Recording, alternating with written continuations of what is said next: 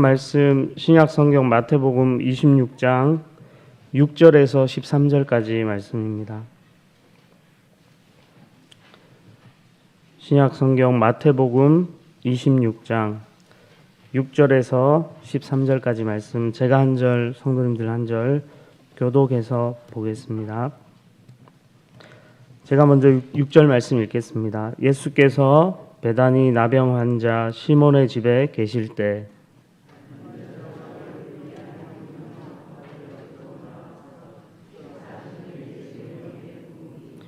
제자들이 보고 분개하여 이르되 무슨 의도로 이것을 허비하느냐.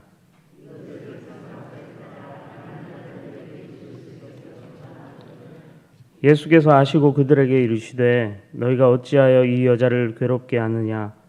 그가 내게 좋은 일을 하였느니라.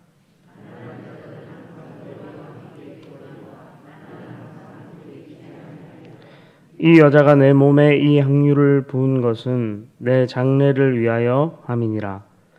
내가 진실로 너희에게 온 천하에 어디서든지 이 복음이 전파되는 곳에서는 이 여자가 행한 일도 말하여 그를 기억하리라 하시니라. 아멘. 오늘 본문의 말씀은 우리가 다 잘 아는 내용입니다. 예수님께 향유를 부은 한 여인의 이야기입니다. 그런데 이 이야기를 요한복음에도 동일하게 기록을 하고 있는데 요한복음 12장 1절에 보면 이 이야기가 유월절 엿새 전에 있었던 일이라고 분명하게 밝히고 있습니다. 그런데 마태와 마가는 유월절 이틀 전에 벌어진 일들 사이에 이 이야기를 끼워 넣어서 이 여인의 행동을 주목하도록 만들고 있습니다. 26장 2절 말씀해 보시면 너희가 아는 바와 같이 이틀이 지나면 유월절이라 이렇게 시간을 소개하는데 이 이틀 전에 이야기들 그 사이에 엿새 전의 이야기, 이 여인의 향유를 부은 이야기를 의도적으로 집어넣고 있다는 겁니다. 이 본문 바로 앞부분, 그러니까 마태복음 6장 1절부터 5절의 내용은 예수님께서 곧 유월절이 다가오면 십자가에 못 박히기 위해 팔릴 것이다 이렇게 말씀하시면서 대제사장과 장로들이 흉계로 예수님을 잡아 죽이려고 의논하는 내용이 기록되어 있습니다. 그리고 오늘 읽은 본문 바로 뒤에는 예수님의 제자 중 하나인 가룟 유다가 대제사장들에게 가서 예수님을 넘겨주는 대가로 미리 은 30을 받는 장면이 기록되어 있습니다. 그러니까 예수님을 죽이려고 모의하는 자들과 예수님을 팔려는 가룟 유다 사이에 예수님께 향유를 부은 이 여인의 이야기가 들어 있습니다. 이 이야기가 어떤 의미인지 오늘 함께 살펴보면서 은혜를 깨닫는 시간 되시기를 바랍니다.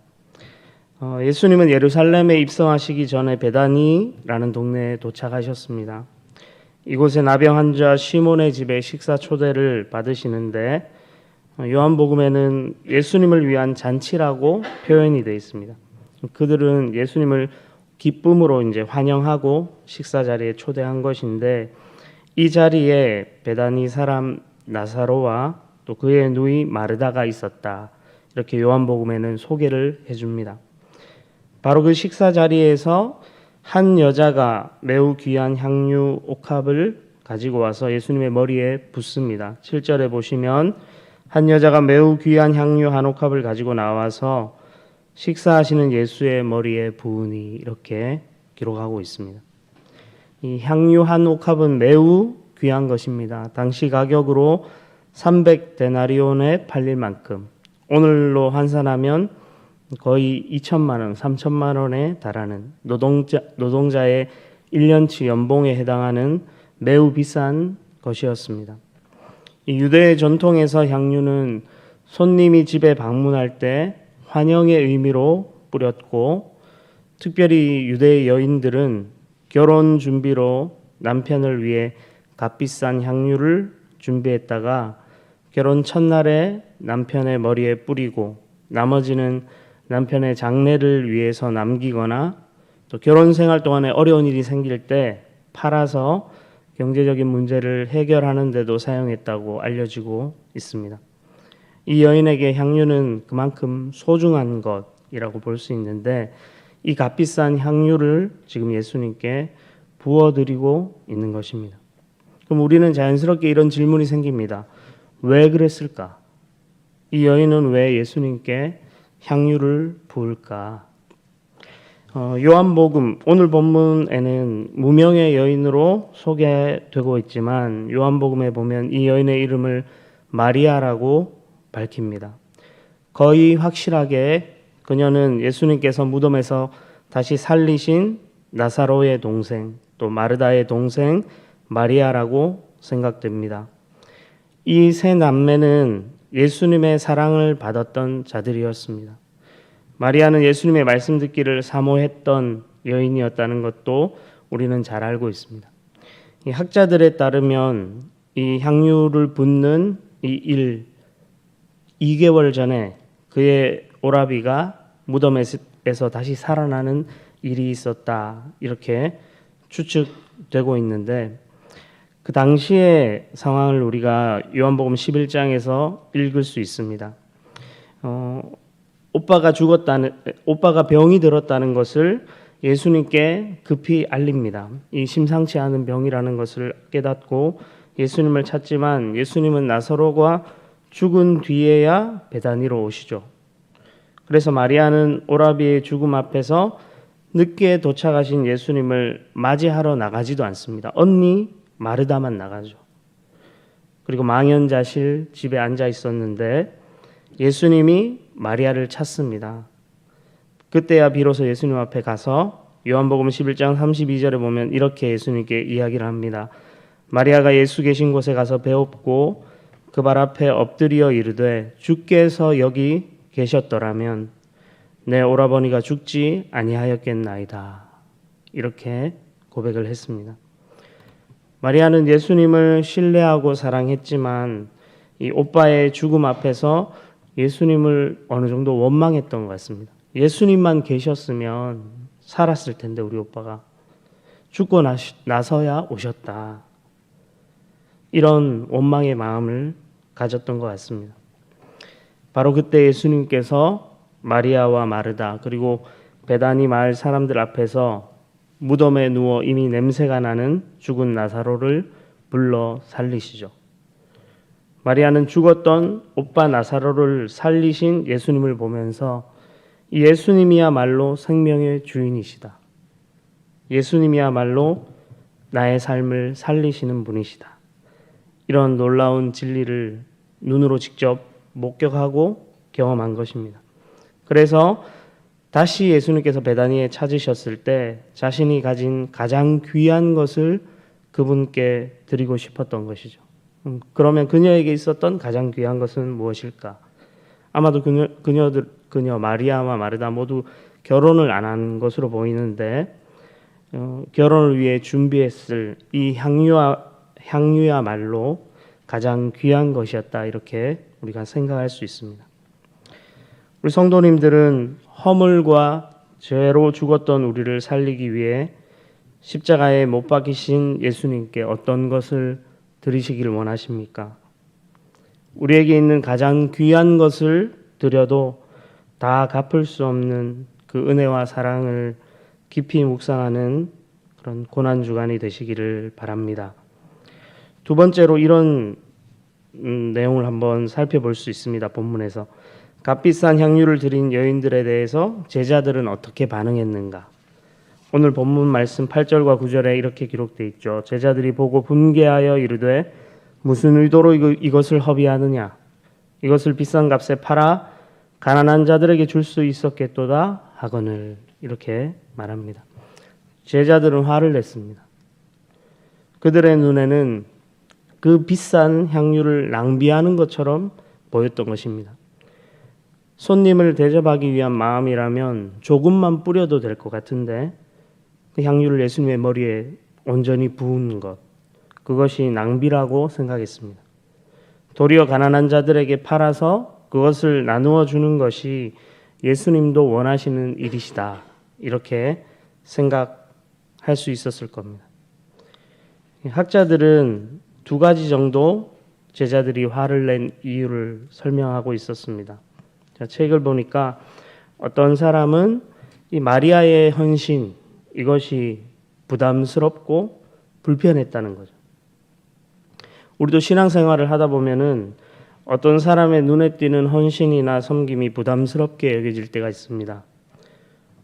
예를 들어서 제가 이제 신앙생활했던 교회는 누가 먼저 그랬는지 모르겠지만 아무튼 청년들이나 누구나 직장에 처음 들어가서 월급을 받으면 첫 월급을 다 헌금했습니다. 저도 나중에 이제 직장에 들어가서 첫 월급을 받았는데 이걸 헌금을 다 드려야 되나? 이 마음의 부담감이 딱 들었습니다. 근데 등 떠밀리듯이 어쩔 수 없이 한편으로는 많은 액수도 아니었지만 헌금을 다 했습니다. 뭐 교회를 건축할 때 건축 헌금으로 많은 액수를 헌금한다든지 오늘 이 마리아의 이야기처럼 1년치 연봉에 해당하는 많은 금액을 하나님 앞에 드렸다. 이런 이야기를 들으면 불편하죠. 나에게도 그런 걸 원하시는 걸까? 이런 생각할 수 있습니다. 제자들은 어느 정도의 부담과 불편함을 가지고 있었던 것 같고 특별히 요한이 말한 이 사람 이것을 비싼 값에 팔아 가난한 자들에게 줄 수 있었겠다고 말한 사람을 요한복음에는 가룟 유다라고 이렇게 말하고 있습니다. 그가 분개한 거죠. 특별히 가룟 유다가 분개한 이유를 예수님은 직접 소개하십니다. 요한복음 12장 6절에 이렇게 말하면 가난한 자들을 생각함이 아니요 그는 도둑이라 돈꾀를 맞고 거기 넣은 것을 훔쳐가미러라. 가룟 유다는 이미 예수님을 팔기 전부터 돈을 맡은 사람으로서 돈꾀를 가지고 거기에 있는 것을 훔쳐가던 사람이었습니다. 예수님도 알고 계셨던 것 같아요. 가룟 유다는 정말 가난한 사람을 생각했던 게 아니죠. 말로는 그렇게 포장하고 있지만 실제로는 내가 갖고 싶었던 그 돈, 그 향유 옥합의 그 가치 그걸 예수님이 정확하게 말씀하고 계십니다. 여기서 가룟 유다의 모습과 향유를 부은 여인의 모습이 극적으로 대조되고 있습니다. 둘 다 예수님의 사랑을 받은 자들이었습니다. 그런데 가룟 유다는 돈꾀에 넣은 것을 훔쳐가는 도둑이었고 얼마 후 6월절 이틀 전에는 은 30을 받고 예수님을 팔기로 한 자죠. 은 30은 당시 노예 한 사람을 사고 팔 때 드는 비용이었다고 합니다. 예수님에게 가룟 유다에게 예수님은 노예 한 사람 값이었습니다. 그의 눈에. 그러나 이 여인에게 예수님은 자신이 가진 가장 귀한 것을 드려도 아까울 것이 없는 존귀한 분이셨죠. 우리에게도 예수님이 이렇게 존귀한 분이 되시기를 원합니다. 마지막으로 예수님은 이 여인의 행동을 어떻게 평가하고 있는지 우리가 살펴볼 필요가 있습니다. 여인을 나무라는 제자들을 향해서 예수님은 그 여인이 자신을 위해 좋은 일을 했다. 이렇게 10절에 말씀하시면서 칭찬하십니다. 여기 좋은 일이란 것은 도덕적인 선행 이런 것을 의미하는 게 아니라 예수님을 섬긴 훌륭한 신앙적 행위, 믿음의 행위였다. 이런 의미라고 할 수 있습니다. 가난한 사람들은 언제나 우리 곁에 있을 것이기 때문에 그런 사람을 돕는 도덕적 선행은 언제든 마음먹으면 할 수 있지만 예수님은 얼마 후면 그들을 떠나실 것이기 때문에 예수님께 이런 믿음의 행동을 할 기회는 다시는 없을 것이기 때문에 그렇습니다. 그러면서 예수님은 그 여인의 행동이 의미하는 바를 12절에 이렇게 짚어주십니다. 이 여자가 내 몸에 이 향유를 부은 것은 내 장례를 위하여 함이니라. 오늘날 만일 우리가 아는 예수님이 돌아가신다면 너도 나도 예수님께 나와서 예수님의 장례를 이런 것으로 준비해야지, 이렇게 준비해야지 하겠죠. 근데 그 당시에 예수님을 위해, 예수님의 장례를 위해 향유를 준비한 이 여인은 이 마리아 한 사람뿐이었습니다. 예수님의 입장에서 그녀는 향유를 부어 예수님의 장례를 준비했다는 겁니다. 유대인들은 일반적으로 시신에 기름을 발라서 향유를 발라 장례식에서 시신의 냄새를 숨기려 했는데 이 여인의 행위가 예수님의 십자가 죽음을 미리 준비한 행동이라고 평가해 주신 겁니다. 그저 예수님을 향한 사랑의 마음, 내가 가진 가장 값비싼 향유를 부어드린 그런 행위였지만 이 일은 예수님의 죽음을 준비한 놀라운 일로 여겨집니다. 말씀을 맺겠습니다. 하나님께서는 향유를 부어드린 이 한 여인의 믿음의 행동을 예수님의 십자가 고난을 준비하는 일에 사용해 주십니다. 그 여인이 알았는지, 예수님이 정확하게 정말 돌아가실 것을 분명히 깨닫고 있는지 그것은 잘 모르겠지만 이 여인이 보였던 내가 가진 가장 비싼 것을 예수님께 드렸던 이 행위가 예수님의 십자가를 하는 이 일에 하나님께서 사용하고 계시다는 거죠.